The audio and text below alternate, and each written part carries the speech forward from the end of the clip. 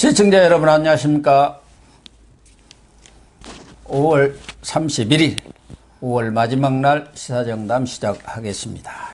서정욱 변호사님과 정치이슈 정리하도록 하겠습니다. 서 변호사님, 윤석열 전 총장의 움직임과 관련해서 좀 알아보도록 하겠습니다. 윤석열 전 총장이 지난 29일에 국민의힘 권성동 의원과 식사 자리를 가진 것 같아요. 지금 권성동 전 의원과는 뭐 개인적인 친분도 많은 것 같고, 강릉에 외과를 간 김에 이렇게 만난 것 같죠? 예, 그렇습니다. 그 권성동 의원이요, 나이는 이제 그 동갑으로 알고 있어요. 네. 윤 총장하고. 예. 다만 이제 그 윤석열 총장이 그 구술을 했거든요. 사법고시를 이게 9분 만에 구술을 하다 보니까. 그래서 권성동은 이제 그 연수원 제가 알기로 17기. 그 다음에 윤석열 총장은 23기죠. 예. 23기. 그래서 이제 연수원 기수는 33기 아니에요? 33기. 그러니까 그게 연수원은 23기거든요. 예, 10이 차이 나요. 예, 사법고시는 이제 10을 더하면 되거든요. 사법고시 33회가 연수원 23기입니다. 그 점에서 이제 그 기수는 6년 정도 빠르지만 나이는 이게 동갑이고요. 그리고 이제 어릴 때 강릉이 이제 그 윤 총장의 그 외가잖아요. 그렇죠. 그래서 이번에 간 게 외할머니 그 산소 있잖아요. 외할머니 산소 이제 그 벌초 때문에 간 거거든요. 그래서 어릴 때 이제 외갓집에 가서 권성동하고 어릴 때부터 이게 친구처럼. 그랬다고 그래요. 그런데 중마고우죠. 중마고우. 예. 그래서 이제 그 이번에는 윤 총장이 먼저 전화를 한 것 같아요. 예. 윤 총장이 먼저 전화하고, 그 다음에 윤 총장이 또 강릉에 검사 생활도 했잖아요. 예. 그때 이제 아는 지인하고 이렇게 그 세 명이 만나서 식사도 하고, 그 다음에 그 정치 이야기도 하고, 사진도 찍고, 이런 데의 모임이죠. 그런데 지금 윤석열 전 총장과 권성동 의원이 1960년생으로 동갑이고, 네. 말씀하신 대로 어렸을 때부터 외가에 가서 많이 지내잖아요. 그렇죠. 그래가지고 이렇게 외할머니가 이 집에 아주 똑똑한 네 친구가 있다 해가지고 그렇게 소개를 시켜준 것 같아요. 그런데 이게 정치인들이 무슨 큰 일을 할 때는 되게 어떤 성묘를 간다든가 조상에 그런 경우도 많은데, 벌초를 겸해서 지금 외할머니 산소에 성묘도 하고 강릉의 외가의 친인척들을 전부 만나 뵌 것 같아요. 그러면 어떻게 보면은 뭐 거기서 어떤 얘기를 했는지는 모르겠지만 친인척들을 만나서 과거 YS의 그런 행태라든가 이런 것들을 보면은 다른 정치인들도 비슷한 그런 모습을 보였습니다만은 외가 쪽에도 내가 큰 일을 하기 위해서, 나라의 큰 일을 하기 위해서 결심을 했으니까 지켜봐 달라는 그런 당부랄까, 그런 결심을 이심전심으로 전하는 자리가 아니었을까, 그런 생각이 들어요. 지금은요, 지금 이게 윤석열의 모든 행보는요, 네. 전부 이게 정치적으로 해석할 수밖에 없어요. 네, 그렇죠. 어떤 행보도. 저는 이제 강원도 외곽 간 거 있잖아요. 이것도 이게 강원 표심 있잖아요. 강원도 표심. 본인은 이제 그 옛날에 검사 그만둘 때 사표 낼 때, 총장 그만둘 때, 마지막에 이제 이거 대구 갔죠. 대구 갔죠. 대구. 그리고 이제 그 또 아버지 고향이 충청도 아닙니까? 그러면 이제 그 외가 어머니는 또 강원도고. 그리고 이제 또 호남도 무슨 연고를 5.18. 이번에 5.18 메시지 냈잖아요. 수사. 이런 식으로 이게 그 저는 정치적 행보로 해석할 수밖에 없고. 근데 이번에 권성동에 대해서 중요한 게요, 본인이 먼저 전화해서 만났다는 거예요. 이게 중요합니다. 지금 이게 그 두 가지 저는 의미가 있는 게요. 첫째는 이제 그 윤석열 총장이 그만두고 정치인 현직 국회의원 만난 거는 처음이다. 그러니까 지금까지 알려진 이게 것은 중요하죠. 처음이죠. 왜냐하면 옛날에 뭐 100년을 살아보니 김영석 교수부터 이게 그 뭐 여러 가지 분야별로 이제 그 교수들이나 전문가들을 만났죠. 그리고 이제 그 서울대 반도체 연구실도 견학하고, 또 이게 청년 스타트업 있잖아요. 4차 산업혁명, 우리 블록체인, 이런 데 여러 만났는데, 제가 알기로 이게 현역 정치인은 없었거든요. 이 말은 현역 정치인을 처음 만났다는 거는 이제 그 본격적인 정치 입문이 임박했다. 이게 첫째 의미고요. 그 다음에 두 번째, 권성동을 만났다.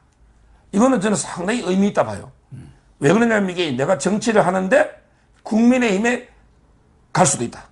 그렇죠. 권성동은 이제 국민의힘에 복당했잖아요.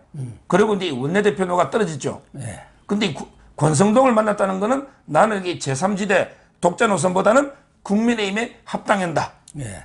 그러면서도 탄핵의 강은 넘겠다. 왜냐하면 이게 권성동은 탄핵 당시에 법사위원장이었어요.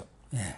보통 이게 우리 태극기 어르신들은 탄핵 오적으로 권성동을 많이 그렇죠. 꼽고 있는 분도 많아요. 법사위원장이 있으니까요. 그러니까요. 예. 그때 헌재에서 눈물까지 흘렸잖아요. 그러니까 이제 그런 권성동을 만났다. 이 말은 이게 국민의힘에 가기는 가되 탄핵은 이제 윤 총장도 전혀 무관한 건 아니죠. 예. 박근혜 대통령 수사를 했으니까. 그 점에서 이제 그 탄핵에 대해서 역풍이나 이것도 이게 정면 돌파해보자. 뭐 이런 이제 저는 여러 가지 의도로 만난 게 아닌가 이래 봅니다. 그러니까 권성동 의원은 그동안 꾸준히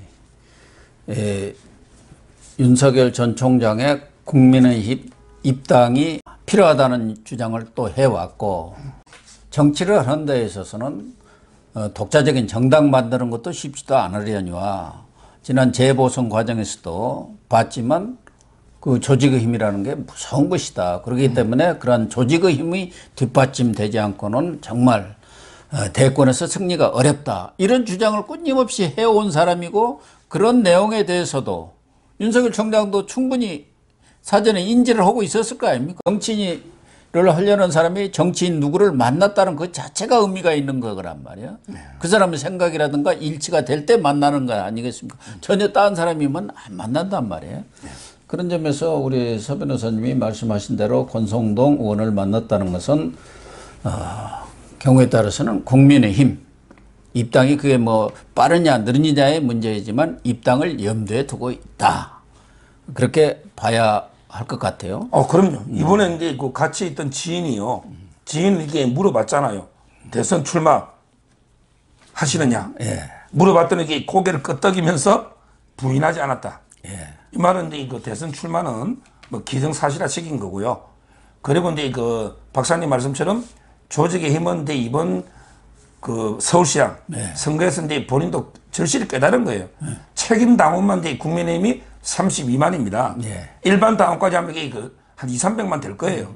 그리고 이제 그 여러 가지 조직 보면 본인이 이제 그 제3지대에서 아무리 이게 플랫폼 만들어서 한다 해도 한계가 있잖아요.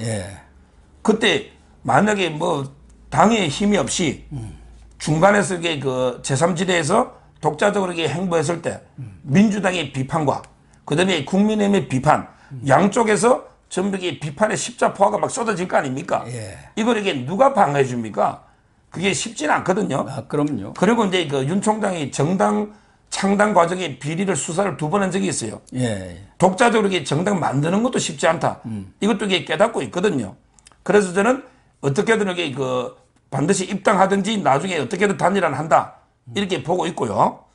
그리고 이제 그 가장 입당이나 그때 문제가 이제 박근혜 이명박 대통령 문제 아닙니까? 이 문제도 이게 저는 어떤 형태로든 뭐 이게 그 유감 표명이든 어떻게든 이걸 이게 정면 돌파해야만 당이 후보가 되거나 뭐 되기 때문에 이 부분도 상당히 지금 고심하고 있는 걸로 알고 있습니다. 그러니까 지금 현역 의원은 권성동 의원을 만난 게 처음으로 이제 공개가 됐어요. 그런 것도 아마 윤석열 총장도 이게 언론한테 공개가 되고 어떤 형식으로 보도가 되리라는 것도 아마 예상은 하지 않았겠습니까? 그렇죠. 아마 전직 뭐 정치인 만난 것은 김한길 전 대표 이분의 다락방을 찾아가서 아마 상당 시간 이렇게 얘기를 했다고 들었어요. 그건 좀 오래 전의 얘기고 최근에는 이제 권성동 의원을 만나서 그런 얘기를 했고 또 이 얼마 전에 이렇게 발족한 공정과 상식 포럼이라고 있습니다. 이게 이제 윤석열 전 총장을 지지하는 전문가 모임인데 일종의 싱크탱크입니다. 그렇습니다. 거기 정용상 동국대 명예교수 그 상임대표를 맡고 계신 분이 우리 요 고영신 TV에 와서 아주 장시간 대담을 했었는데 윤석열 전 총장하고 수시로 통화를 하고 있고 그 양반 얘기의 핵심은 2가지예요. 하나는 대권 도전 의지는 뭐 확실하다. 하나는 혼자 무슨 대통령 나가는 일은 없고 그러니까 제3지대 신당 창당은 고려하지 않고 있다. 그걸 분명히 본인이 직접 통화를 통해서 들었다. 그런 의지를 자기도 확인을 했다. 그러면서 사실상 이제 자기가 싱크탱크의 그런 기초 이런 것을 만들고 있는 중이라고 이렇게 밝힌 것으로 보면은 윤석열 전 총장의 뭐 대권 의지는 의심할 여지도 없는 것이고 이제 곧 정치적인 그런 행보랄까 공개적인 행보가 시작될 것이다. 그렇게 봐야 하는 것 아니겠습니까? 그렇죠. 결국은 이제 그런 말도 했잖아요. 옛날에 그 송영길이가 뭐 윤석열 파일이 있잖아요. 예. 차곡차곡 이게 모아두고 있다 했더니 그때 그 윤석열 측에서 뭐라 했습니까? 우리가 이게 그런 뭐 문제나 그게 있다면 처음부터 시작도 안 했을 것이다. 예. 그렇게. 이 말을 이렇게 거꾸로 뒤집으면 시작을 했다는 거 아닙니까? 예. 처음부터 시작도 안 했을 것이다. 이 말을 이게 시작했다는 거예요. 예. 따라서 저는 출마 의지는 100% 그거는 뭐 분명하고요. 정치 안 할 분에게 5.18의 메시지를 왜 냅니까? 그렇죠. 그렇잖아요. 예. 다만 이제 그 방법의 문제인데요. 예. 방법도 이게 결국은 국민의힘하고 합칩니다. 예. 국민의힘하고. 저도 이제 그 취재를 좀 해보니 다만 이제 그 단계가 시기 문제죠. 예. 처음부터 국민의힘에 들어가서 예선부터 이게 쭉 거쳐오느냐. 아니면 이번에 서울시장처럼 국민의힘의 후보가 정해질 거 아니에요. 예. 그러면 이제 그 국민의힘 후보하고 윤 총장이 마지막에 여론을 통해서 이렇게 단일화를 하느냐. 이런 이제 그 입당 시점 문제 있잖아요. 예. 이런 게 방법의 문제만 고민 중이지. 결국은 이게 그 국민의힘하고 다 이게 합치지 않으면 절대 이게 민주당 이기기 어렵습니다. 그렇죠. 그거는 이게 본인도 예. 알기 때문에 그래서 입당 시기, 그 다음에 그 예선부터 국민의힘에서 뛰느냐, 아니면 이게 그냥 결선에서 단일화로 가느냐, 이런 이게 방법만 남아있다 이래 봅니다.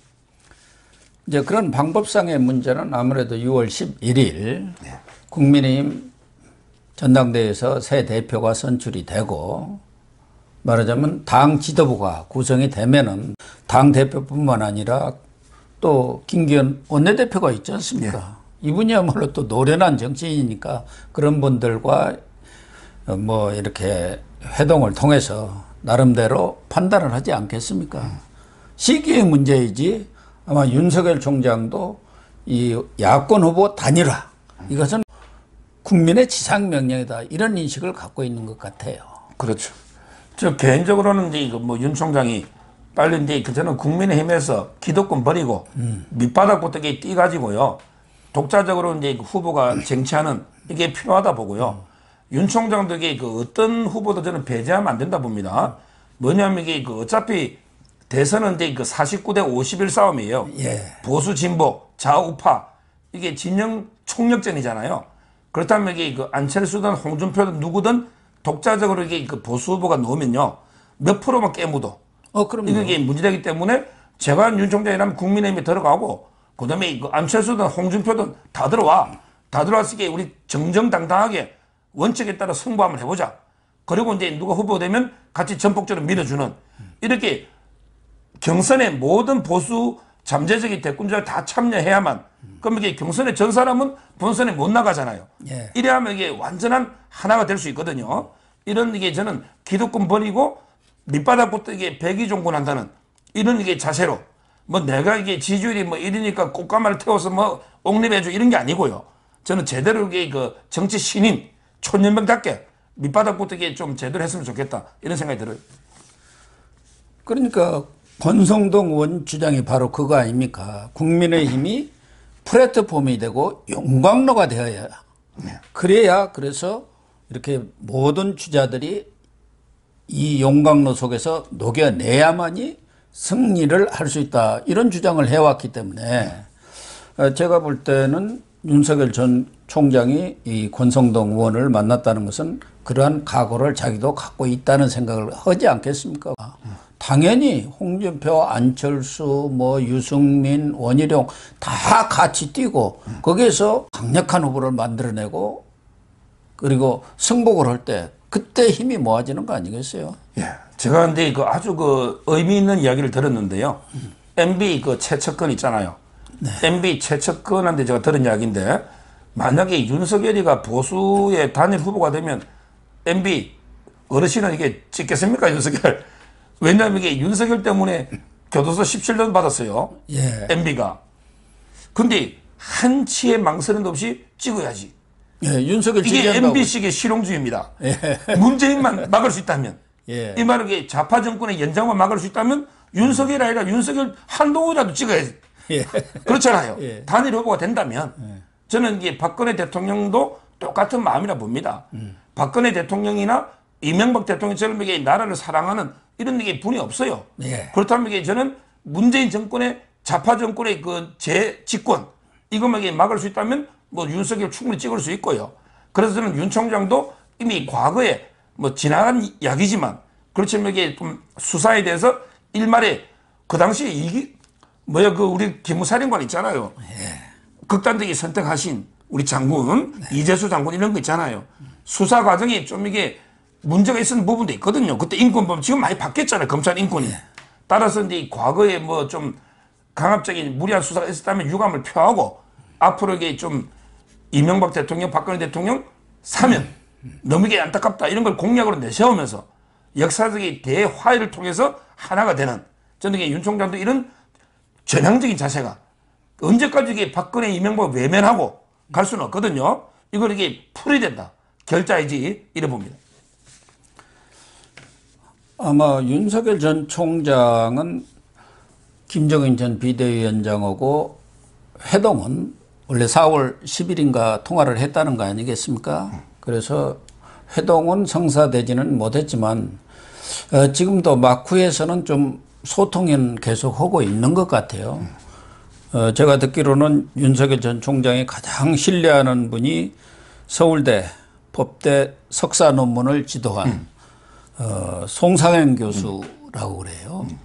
이분이 사실상 이번에 공정과 상식 포럼에 어떻게 보면 좌장 역할을 했고 지난번 그 발족식에도 나와서 격려사를 했습니다마는 이분의 조부가 고하 송진우 선생 아닙니까? 예. 그리고 김종인 전 비대위원장의 조부님이 초대 대법원장 가인 김봉로 아닙니까? 그래서 두 분이 친하대요. 이 송상현 명예교수죠 지금은 오고 김종인 전 비대위원장하고 자주 만나는 것 같아요. 그런 것을 통해서 이렇게 간접적으로 소통을 하면서 지내고 있기 때문에 지금 일각에서는 윤석열 전 총장과 김종인 전 비대위원장의 좀 뭐 갈등이랄까 그런 것이 있는가 아닌가 하는데 꼭 그렇지는 않다고 저도 들었어요. 예. 송상인 교수는 이제 제가 대학 다닐 때 수업을 세 가지나 해사법, 그다음에 그분이 원래 그 해상법 전문가예요. 예. 상법, 상법 중에서 이제 그 해사법, 음수표, 보험 해상이 있거든요.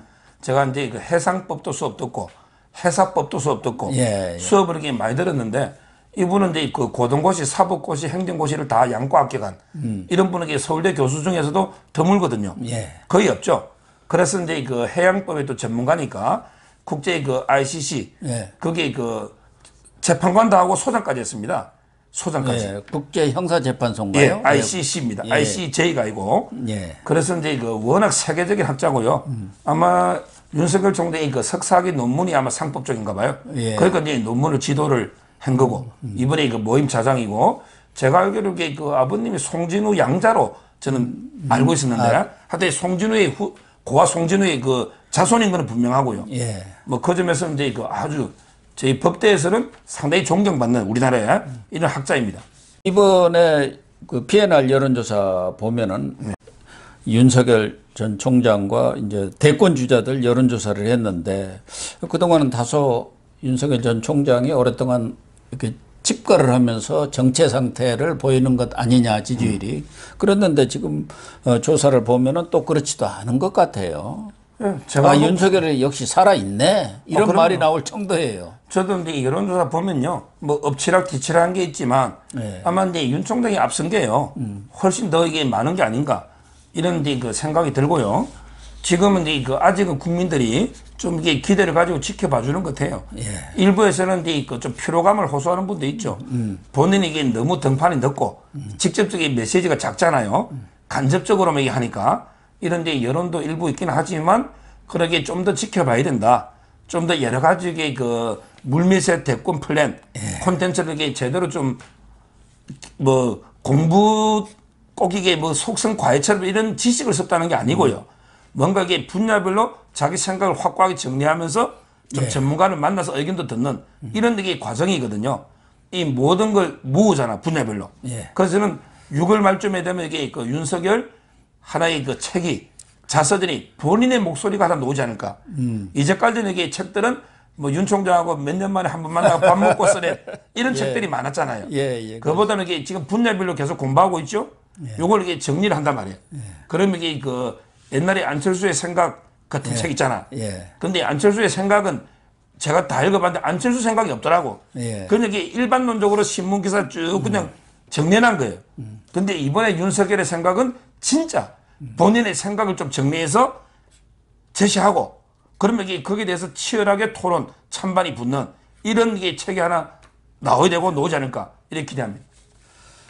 그러니까 윤석열 전 총장이 그렇지 않아도 이 그만둘 무렵에도 검찰 개혁과 관련한 여러 가지 생각들을 정리해서 뭐 책으로 낸다는 얘기가 있었는데 이제는 대권 주자로서 본인의 의지가 확고히 확립이 됐기 때문에 지금 제 말씀하신 대로 여러 사람들 전문가들을 만나고 있지 않습니까?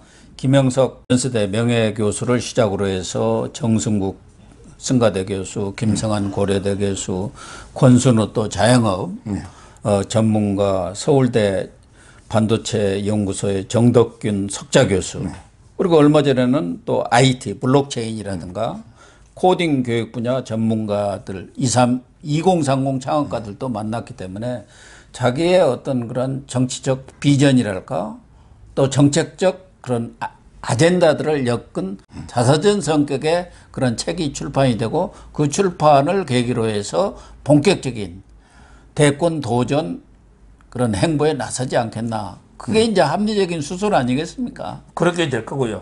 그러면 이게 그 자서전이 조국 자서전과 윤석열 자서전이 또 2라운드가 됩니다. 그럴까? 조국이한테 좀 이따 하겠지만 조국의 시간 자서전을 냈잖아요.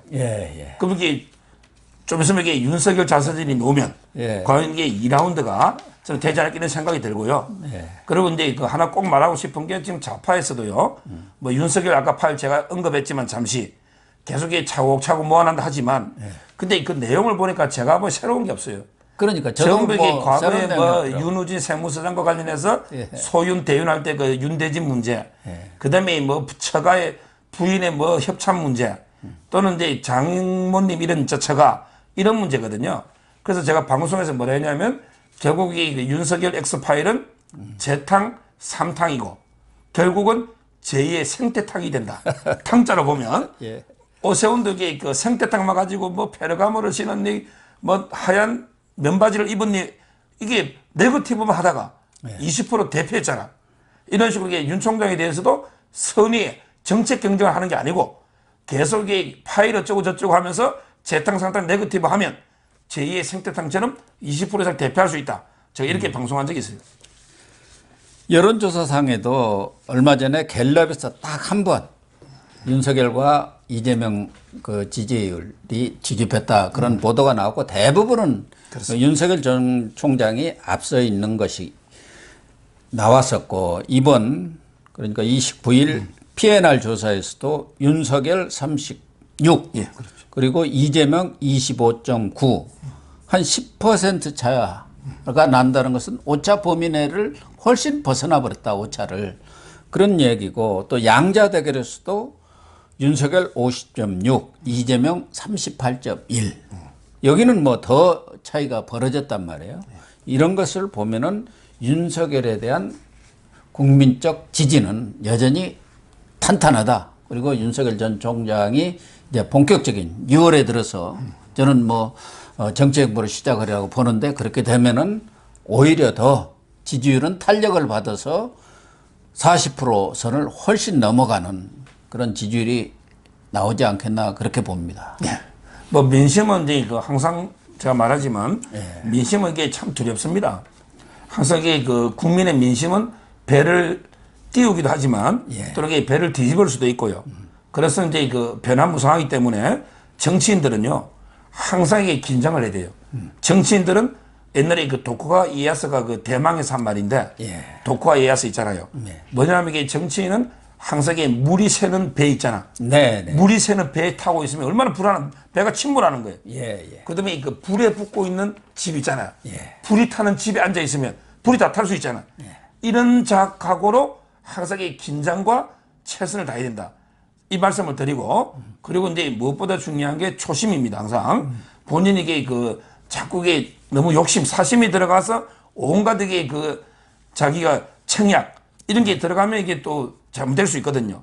정치에 입문할 때 그 초심을 잃지 않도록 저는 끝까지 노력하면 그럼 이게 국민의 지지가 계속되지 않을까 이래 봅니다.